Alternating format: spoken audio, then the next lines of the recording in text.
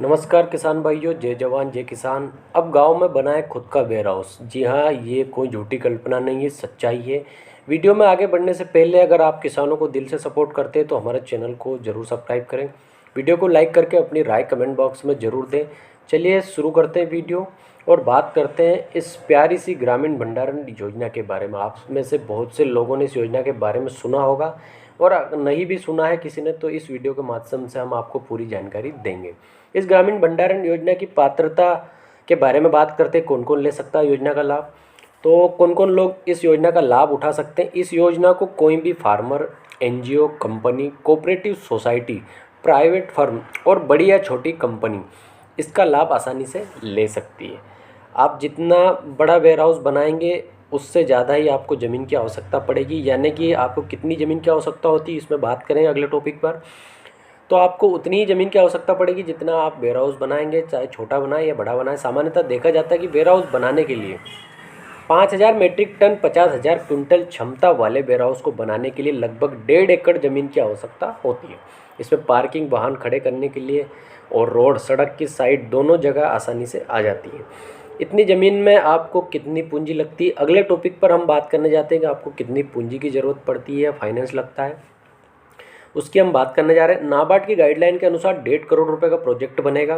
Bank 75% finance देता है और यानी कि 1,12,00,000 रुपये होता है 1.5 करोड़ पर। तो आप स्वयं के 38 लाख रुपए अलग से आपको खर्च करने होंगे। नाबार्ड की गाइडलाइन के अनुसार वेयर हाउस निर्माण की लागत 3,000 रुपये प्रति मीट्रिक टन है। अगला जो हमारा टॉपिक है उसमें हम बात करने जा रहे हैं कि इसमें क्या क्या आवश्यक दस्तावेज लगेंगे। तो उसके लिए आपके पास सबसे पहले ज़मीन की ओनरशिप के पेपर जैसे registry, sale deed, title deed या स्वयं की ज़मीन नहीं है तो आप लीज की ज़मीन पर भी कंस्ट्रक्शन कर सकते हैं। दूसरी बात यह है कि ज़मीन का डाइवर्सन चाहिए जिससे ज़मीन नॉन एग्रीकल्चर वाली होना चाहिए। और वेयर हाउस का अप्रूव्ड मेक नक्शा चाहिए, उसका ब्लूप्रिंट आपके पास होना चाहिए। उसके साथ ही कंस्ट्रक्शन एस्टीमेट प्रोजेक्ट रिपोर्ट भी चाहिए। टीएनसी यानी टाउन एंड कंट्री प्लानिंग से परमिशन आपको चाहिए। उसके बाद लोकल अथॉरिटी, ग्राम पंचायत से भी परमिशन लेनी होगी।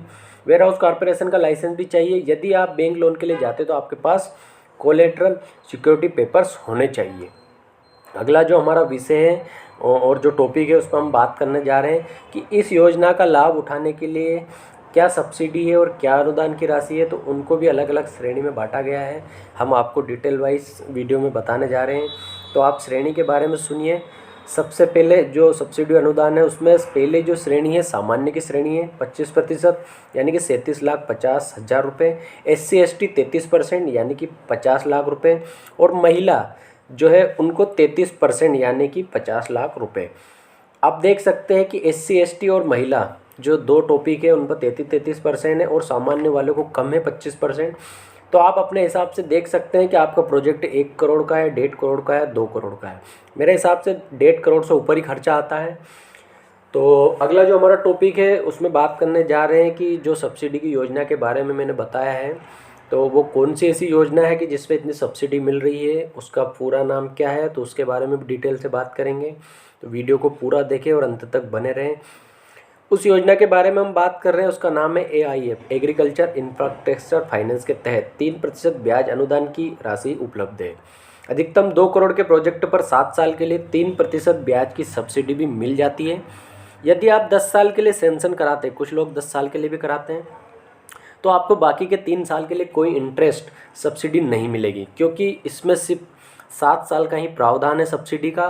तो मेरे हिसाब से आप 10 साल में ना उलझते हुए सिर्फ 7 साल रखें और आप अपने हिसाब से देखना चाहें कि मैं बाकी के 3 साल यानी कि 10 साल का करवाऊँ तो पैसा अलग से खर्च कर सकता हूँ। तो आप चाहे तो 10 साल का कर सकते हैं, लेकिन इसमें सिर्फ 7 साल का ही फ़ायदा मिलेगा सब्सिडी के ब्याज पर। अब बात करते हैं वेयर हाउस निर्माण प्रोजेक्ट में आने वाली दिक्कतों के बारे में। तो सबसे बड़ी बात यह होती है किसान प्रोजेक्ट भी बना लेता है, पेपर भी इकट्ठे कर लेता है और बैंक तक पहुंच भी जाता है, लेकिन सबसे बड़ी समस्या बैंक लोन की आती है। आप मेरे हिसाब से उसी बैंक में जाएं जहाँ आपके लेन देन या अकाउंट मेंटेन होता है, वही बैंक आपका यह लोन सैंक्शन करेगा। किसी नए बैंक में ना जाए। दूसरी सबसे बड़ी समस्या यह आती है कि किसान के पास कोई शहरी मकान या प्रॉपर्टी नहीं मिलती है। अधिकतर किसानों को यह समस्या आती है, तो हर प्रोजेक्ट में यह कॉमन चीज़ कर दी है सरकार ने। आप अपने किसी रिश्तेदार या मकान शहरी प्रॉपर्टी लगा सकते हैं किसी रिश्तेदार की। और अगर ऐसा नहीं भी हो रहा है तो एक सरकार की CGTSC सरकार गारंटी लेती है इस योजना के तहत। अब बात करते हैं सब्सिडी क्लेम की जो दिक्कत आती है, जिसे अब सरकार ने नाबार्ड के जरिए ऑनलाइन कर दिया है। बैंक क्लेम की प्रोसेस के लिए आईडी पासवर्ड दे दिए हैं, जिससे यह समस्या भी ठीक हो गई है। कंस्ट्रक्शन के लिए अनुभवी ठेकेदार की जो दिक्कत आती है, उसमें भी अब कुछ सॉल्यूशन मिल गया है। लेकिन आजकल बहुत से वेयर हाउस बन रहे हैं, तो अनुभवी ठेकेदार आसानी से मिल जाते हैं, जो नाबार्ड की गाइडलाइन के अनुसार प्रोजेक्ट से वेयर हाउस बना सकते हैं। वेयर हाउस को रेंट पर कैसे चढ़ाएं, इसके लिए अलग से आपको पहले से ही इसकी तैयारी करनी पड़ती है।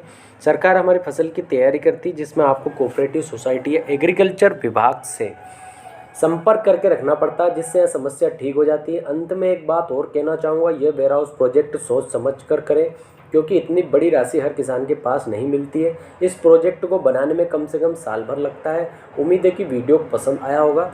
अपने दोस्तों के पास शेयर ज़रूर करें। और एक और बात दोस्तों, सब्सिडी जो आजकल मिल रही है, उसमें भी बहुत सारे भ्रष्टाचार है। बहुत से लोग ऐसे होते हैं या बैंक में कुछ अधिकारी होते हैं, जिनकी मिलीभगत के कारण आपको सब्सिडी में कुछ रोक टोक भी मिल जाती है। तो उसके लिए अगर आप चाहें तो सरकार को कंप्लेंट भी कर सकते हैं। अगर आप मध्य प्रदेश से इस योजना का लाभ उठाते हैं या फिर उठाना चाह रहे हैं, तो आप 181 पर भी कंप्लेंट डाल सकते हैं, क्योंकि आजकल शिवराज सरकार ने बहुत ही अच्छी कंप्लेंट के लिए 181 पे जो सॉल्यूशन है उसे सरल कर दिया है। पहले प्रोसेस में कुछ देरी होती थी, लेकिन अब आसानी से कंप्लेंट हो जाती है। तो दोस्तों, वीडियो को लाइक करें, शेयर करें, कमेंट करें और चैनल को ज़रूर सब्सक्राइब करें। मिलते हैं नए वीडियो में।